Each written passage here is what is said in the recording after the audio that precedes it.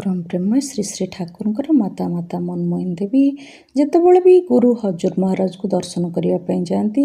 हजूर महाराज आनंदरे गदगद हो कहती आसीछ माँ मो विश्वजननी आसी सबुथर यही मधुर संबोधन शुणी से थरे आशीर्वाद मागिचंती तांको भली एक महापुरुषर जननी हेबापाई गुरुदेव किंतु उल्लसित होई कहिचंती मो परी कहीं मोठार अनेक बड़ जगतगुरु जगत्राता महापुरुषों जननी हेब तुमे परिशेष से शुभ दिन आसी मातांकर व्याकुल प्रार्थनार स्वरूप